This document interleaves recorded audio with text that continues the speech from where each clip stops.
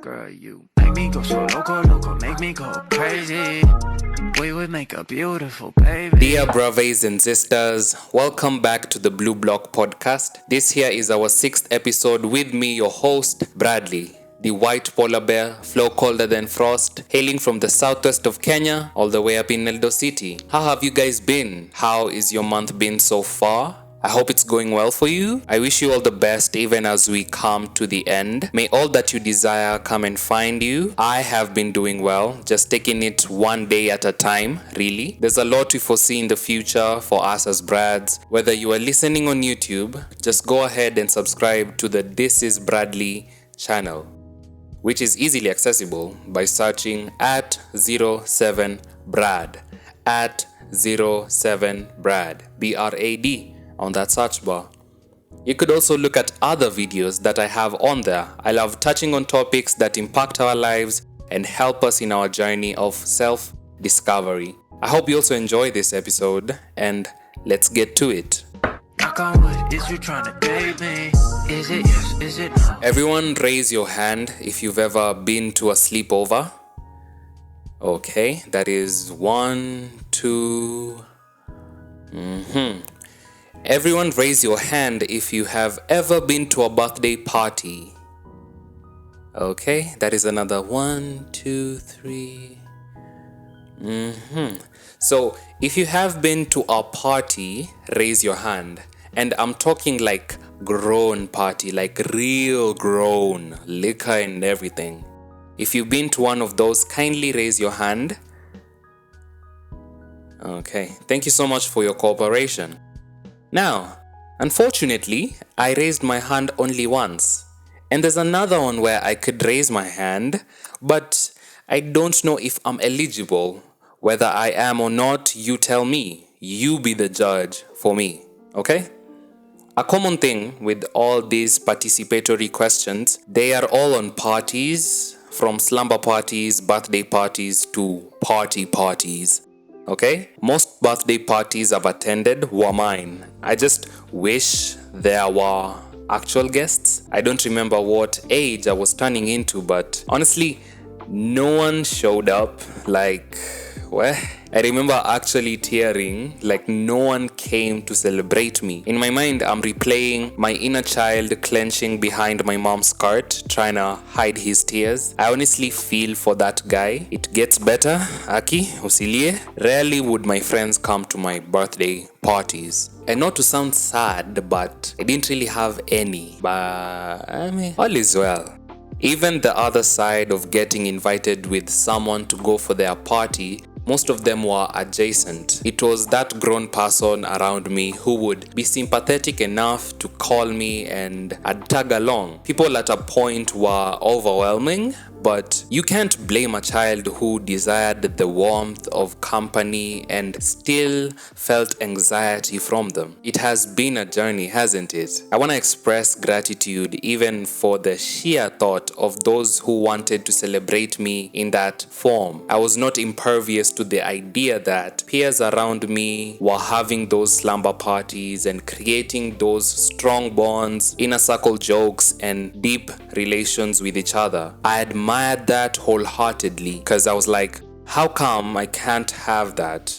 I don't know, smile, happy, maybe even love, you know? These are the thoughts of that insecure kid, but we are healing him. We are steadily healing him. It's a process.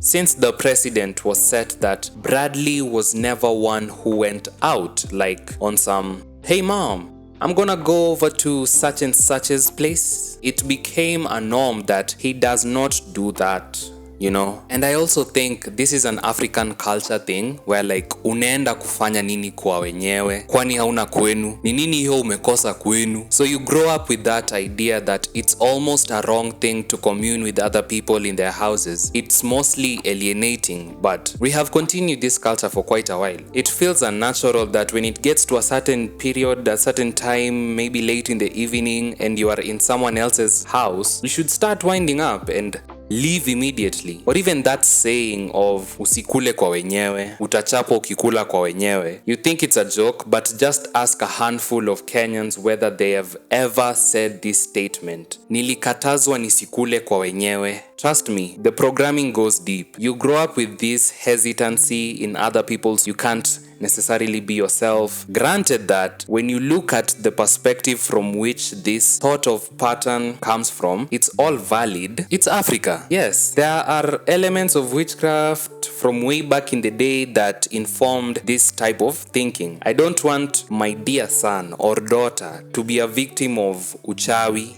ama urogi. Even the idea of evil eye, a glance at you might bring misfortunes into your life. That's where most of them were coming from. Some had the idea of pride in them and a huge ego that their child would never stoop and accept what seems like a handout, which really was a form of fear of like being gossiped around. Ule mama nani na mtoto wake venye hakalishangi, oneni tu venye kamekonda. Like that was what fueled them in totality. Like it also comes from a place of insecurity. Okay, neza wambia ukweli.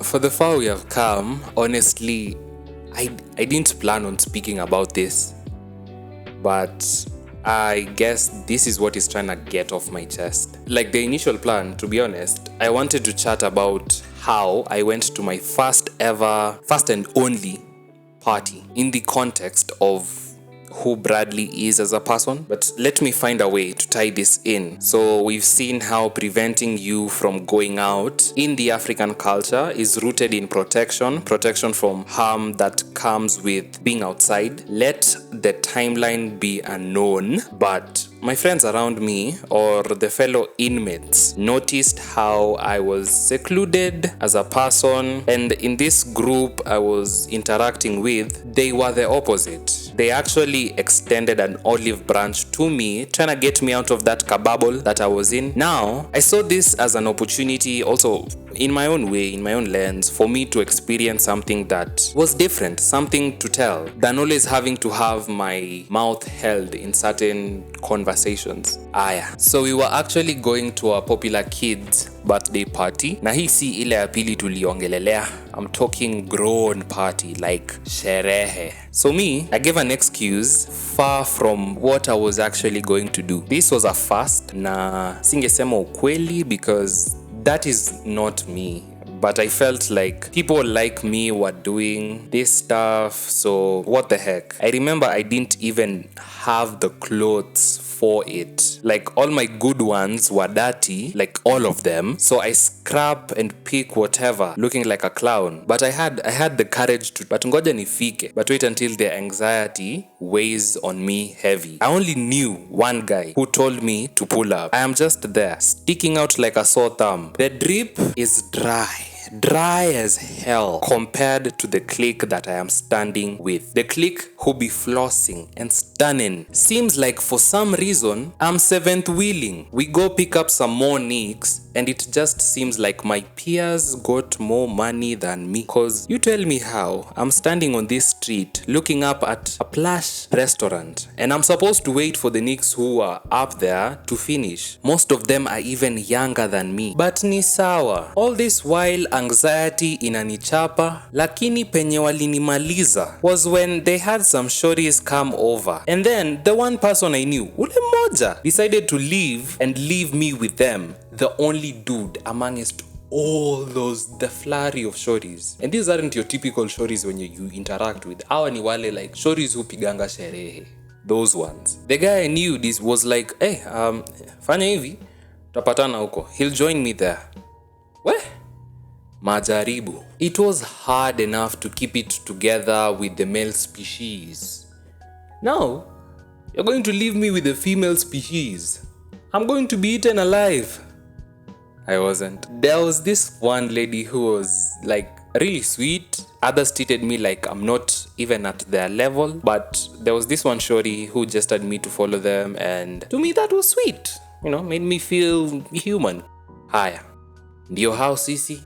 We get to the venue. Now I'm like, wow, 4 more people who I actually know too. Are we close? Not at all. Are they fried?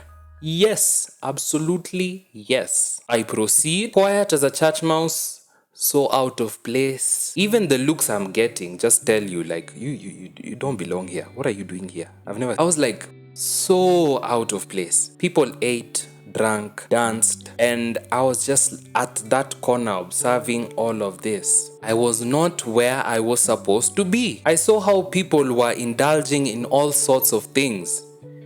And when I say all, namaanisha all.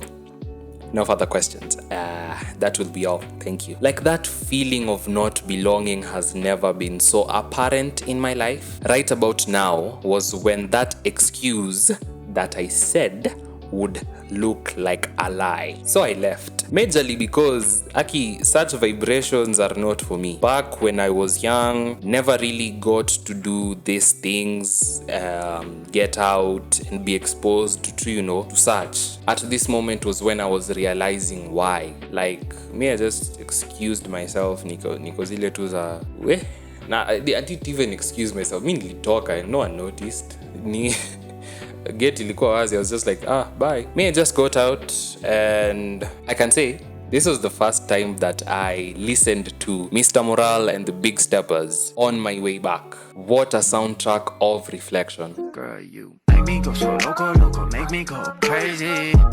We would make a beautiful baby.